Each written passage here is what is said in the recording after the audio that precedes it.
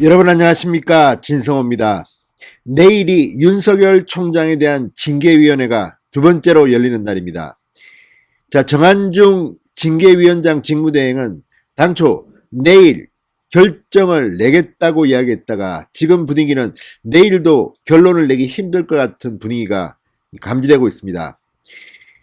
윤석열 총장 측 변호인단은 상당히 준비를 많이 한 것 같습니다. 내일 징계위원회가 열리는데 이미 징계위원들 한 명 한 명에 대한 불공정 논란이 끝이 없습니다. 하루 전날까지도 지금 이 징계위원회의 징계 결과가 효력이 있겠느냐는 말이 나올 만큼 추미애 장관은 일 처리를 엉망진창으로 한 것 같습니다. 그런 가운데 아주 중요한 윤석열 검찰총장 측의 신의 한 수가 공개됐습니다. 바로 징계위원회 전 과정을 녹취하겠다는 겁니다. 자, 지난 10일 날 열린 1차 징계위원회에서 징계위원들은 상당히 여기에 겁을 먹은 것 같습니다. 전 과정을 녹음하는 것을 못하겠다는 겁니다. 자, 많은 갈등 끝에 결론은 녹음은 하지 않되 전 과정을 녹취한다는 겁니다. 기록으로 남긴다는 겁니다. 이건 상당히 중요한 겁니다. 자, 여기서 징계위원들이 얼마나 편파적인가, 불공정한가 이런 것들이 기록으로 남겨진다는 것을 의미합니다. 무엇보다 이 징계위원회의 결과가 나왔을 때 무혐의가 나오지 않는다면 윤석열 총장은 무조건 법적 대응을 할 것이 불가피합니다. 그렇다면 그때 가장 중요한 물증이 뭐겠습니까? 바로 이 전 과정을 녹취한 겁니다. 그래서 지금 징계위원회 마음대로 하기도 힘듭니다. 또 하나 여기에 증인으로 나오는 사람들이 8명이 있습니다. 그중에는 추미애 장관 측 증인이라고 볼 수 있는 이성윤 서울중앙지검장도 있고 정진웅 광주지검 차장검사도 있고 한동수 대검 감찰부장도 있고 심재철 법무부 검찰국장도 있습니다. 이 사람들은 어쩌면 언젠가 이 문제로 사법 처리될 가능성이 적지 않은 사람들입니다. 이 사람들이 만약 징계위원회에 나와서 허위사실을 이야기한다면 처벌을 받게 됩니다. 바로 검사징계법 규정에 따라서 허위 진술을 한 사람은 그에 합당한 법적 처벌을 받는 겁니다. 그래서 이 전 과정 녹취라는 것이 어마어마한 파워를 발휘하기 시작했습니다. 자, 이 문제 윤석열 총장에게는 법적 대응을 하는 어마어마한 무기가 될 것으로 보입니다. 진성호의 직설 시작합니다.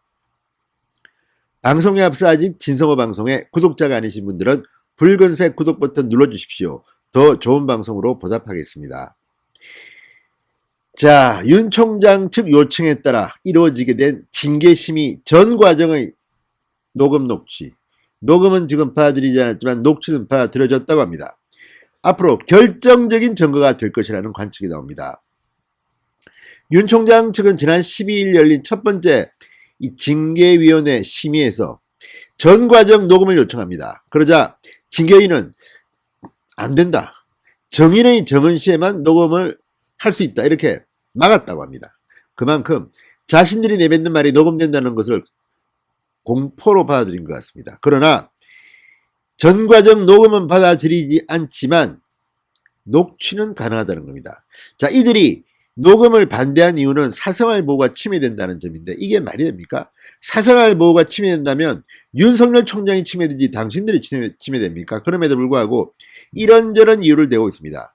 문재인 대통령이 얼마 전 입장문을 내고 이 과정 절차의 정당성과 공정성을 말했습니다. 이래놓고도 이렇게 공정하지 못하게 하는 것들은 어차피 법원에 가면 다 되돌아가게 돼 있습니다. 자, 윤 총장 측은 절차의 공정성, 투명성을 확보하기 위해서 무엇보다 녹음이 반드시 필요하다는 입장을 견지했습니다. 그러나 징계위는 결국 한 발 물러서서 녹음은 못하게 했지만 속기사에 의해 전 과정에 대한 녹취를 진행하기로 했습니다. 징계위 측은 절차적 권리와 방어권 보장을 위해 최선의 노력을 다할 예정이라고 말했습니다. 아무튼 어쨌든 녹취라도 하게 된 것은 엄청난 수확입니다. 이게 다 속기사들이 녹취를 하면요, 이게 다 물증이 되는 겁니다. 자, 지금 징계위원회 구성 절차 뭐 그 사람의 공정성, 모든 게 다 지금 논란이 되고 있습니다. 이런 가운데 이 녹취까지도 만약에 받아들이지 않는다면 이 징계위원회의 결정은 법원에 가서 어떻게 되겠습니까? 자, 정한중 외대 법학 전문대학원 교수, 위원장 직무대행부터가 지금 문제입니다. 한두 개가 지금 아닙니다. 논란이. 무엇보다도 추미애 장관이 윤석열 총장에 대한 이 징계위원회를 열기로 한 뒤에 그 뒤에 민간위원 교수 한 명이 사퇴하고 그 자리에 새로 위촉한 겁니다. 이거는 징계법상 문제가 심각하다는 겁니다. 예비위원이 있는데 왜 새로 뽑느냐는 겁니다. 이 문제는 아마 법원에 가게 되면 추미애 장관 측에는 결정적으로 불리할 수가 있습니다. 지금 윤 총장은 내일 열리는 2차 징계회의에서도 이 정한중 위원장 직무대행을 기피 신청하기로 했습니다. 이와 함께 이영구 차관 역시 기피 신청이 대상이 될 것으로 보입니다. 자, 윤 총장 측은 징계위 참석위원 5명 중 신성식 대검 반부패 강력부장을 제외하고 4명 모두를 1차 회의에서 기피 신청을 한 적이 있습니다. 그리고 자신이 창피한지 결국 스스로 회피를 신청하고 심재철 검찰국장은 나가버렸습니다. 지금 7명 중 4명의 징계위원만 활동할 수 있는 겁니다. 이것조차도 문제가 됩니다. 아니 예비위원 3명이 있는데 왜 사퇴를 하고 나가고 4명만 징계를 하냐는 겁니다.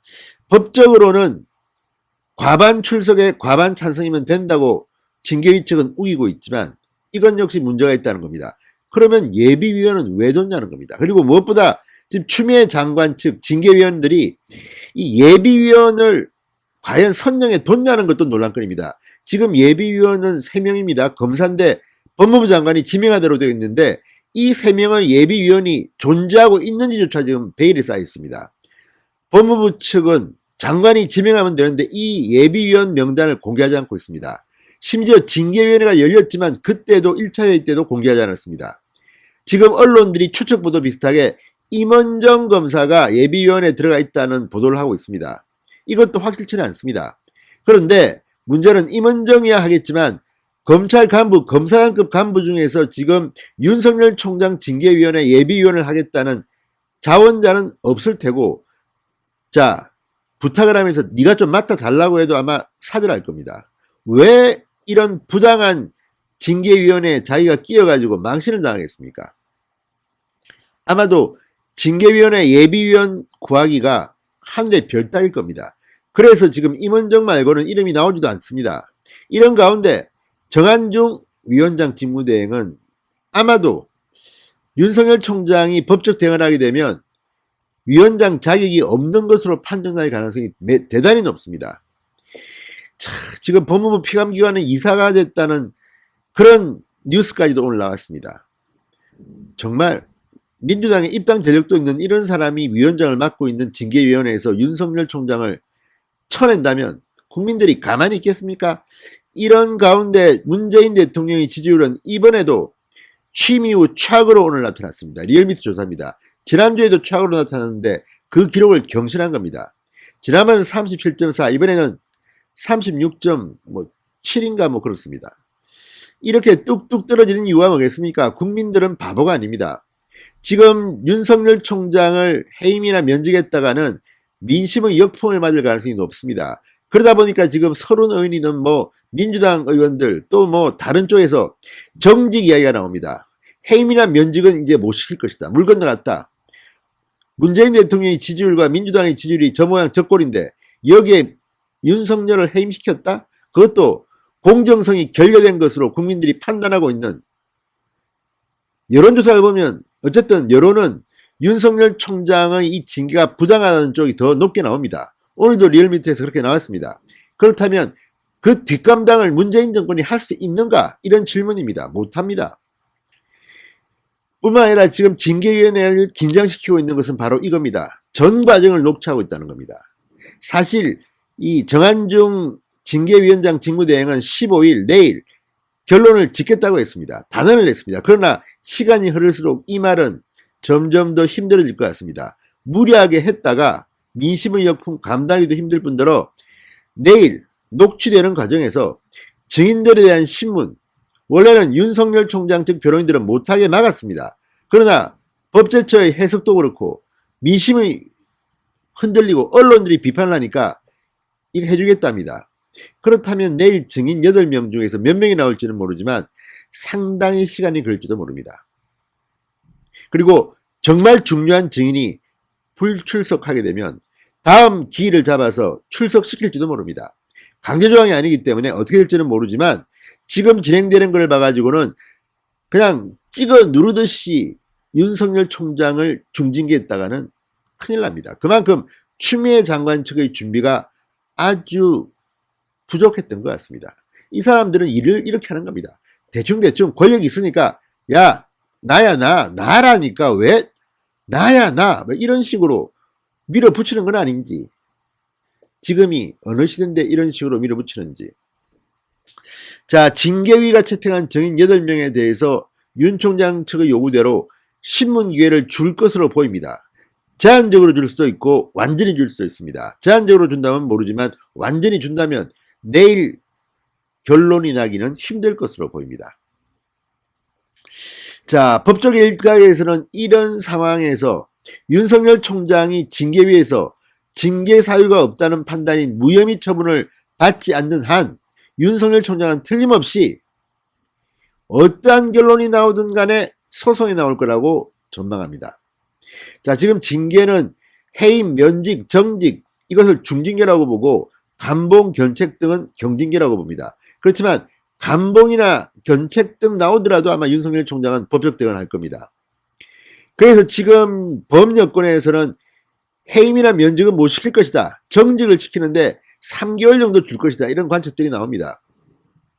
3개월 동안 윤석열의 업무를 정지시키고 그동안에 이 권력수사, 그러니까 대전지검이 하고 있는 원전수사라든지 청와대 하명수사 등을 공수처가 출범하면 그러기로 입안시킨다는 겁니다. 참으로 저급하다는 생각이 듭니다. 어쨌든 이런 작전이 나오는 걸 보면 지금 윤석열 총장한테 기싸움에서 완전히 문재인 정권 측은 밀리는 형국입니다. 그리고 추미애 장관이 하도 일을 잘못해가지고 지금 여권에서도 민주당 일각에서는 추미애 장관을 비판하는 분위기가 보입니다. 자, 지방의 한 검찰 간부는 중앙일보와 이런 말을 했습니다. 소송이 제기된다면, 윤석열 총장이 소송을 제기한다면 이는 검찰총장직을 지키기 위한 게 아니다. 법치주의를 지키기 위한 것이다. 현재까지 상황에 비춰보면 윤석열 총장 측에 가장 유리한 무혐의 결론이 나지 않는 한 향후 소송은 불가피한 수순이다. 무조건 한다는 겁니다. 자, 어쨌든 법정에 간다고 가정하면 이 녹취와 녹음은 핵심적인 사안이 될 겁니다.